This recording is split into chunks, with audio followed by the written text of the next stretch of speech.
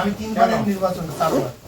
আমি জানি এদের অবস্থা পরিস্থিতি আমি সব জানি। না অবস্থা পরিস্থিতি কিছু নাই। কাজে আমি চাই আগামী নির্বাচনের জন্য সুন্দর ফেয়ার ইনশাআল্লাহ ফ্রি গ্রহণযোগ্য নির্বাচন হবে। গ্রহণযোগ্য ফেয়ার ইলেকশন হবে এবং আপনাদের সহায়তা আছে। ইনশাআল্লাহ। ঠিক আছে সর্বোচ্চ। কিন্তু দেখেন আমাদের প্রশ্নগুলি আমাদের বক্তব্যগুলি কেমন যেন এদিক ওদিকে চলে যাচ্ছে। আসসালামু আলাইকুম। স্যারের কাছে স্যার তুমি সূচনা করেছে কথা ঠিক না, কিন্তু এখানে তো কাউকে সিট দিবে না। এখানে আমরা সবাই সমঝোতার ভিত্তিতে সিট নেব, একটা অ্যালায়েন্স করবো যে যেখানে ভালো, যে যেখানে অবস্থান ভালো সেখানে আপনি কি বলবো এত সিট এইরকম অ্যালায়েন্স আমরা করিনি, এই জুটি তো আমরা করিনি। আমরা এখানে করছি যে একটা বাক্স যেখানে যার অবস্থা ভালো হবে সে সেখানে নির্বাচন করবে।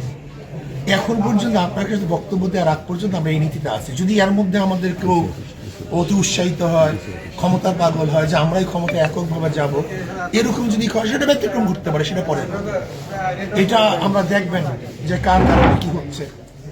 কিন্তু আমরা মনে করি এখন পর্যন্ত আমরা এক বাক্সের নীতিতে ঠিক আছে। সেই ক্ষেত্রে এনসিপি জামাতের সাথে একটা জোট করার ষড়যন্ত্রে একটা আলোচনা চলছে। ইতিমধ্যে এনসিপি থেকে বেশ কয়েকজন নেত্রীও বের হয়ে গেছে।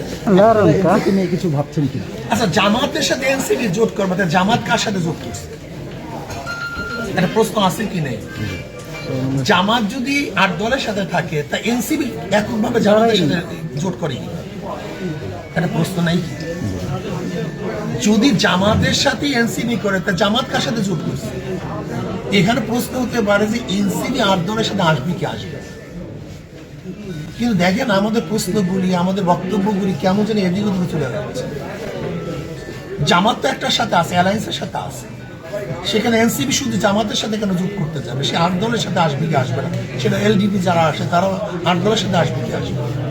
কাজে এই প্রশ্নগুলি আমরা এমনভাবে না করি যেন আমাদের বিঘ্নতা ঘটে, আমাদের কাজের আমাদের জোটের জন্য বিঘ্নতা না ঘটে। আমি এটা বলি, যদি এনসিপি আমাদের শর্ত সারায়ত মেনে আসতে চায় ওয়েলকাম।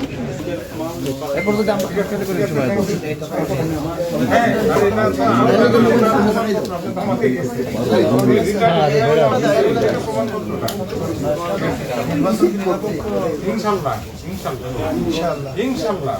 আর কি বলবেন? বিগত সিরিজ মতো জানো না কেন বিগত রিটার্নিং অফিসার মতো জানা হয়। আমি 3 বারের নির্বাচন চারবার।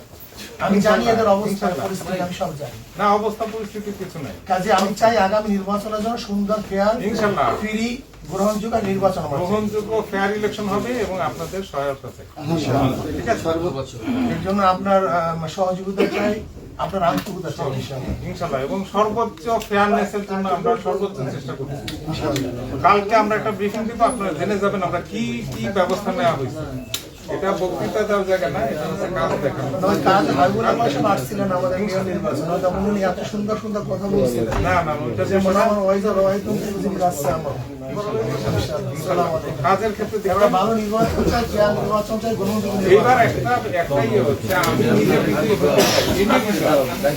মাশাআল্লাহ আমরা আমি ভোট দিব, আমার মতো ভোট দিব, আমি ফ্রি ফেয়ার ভোট দিব। আমি কোনো ভয়কে আমি তারপরে হচ্ছে আমরা কোনো লোককে গ্রাহ্য করবো না, আমরা ফ্রি ফেয়ার ইলেকশন করবো সবার জন্য। আসসালামু আলাইকুম।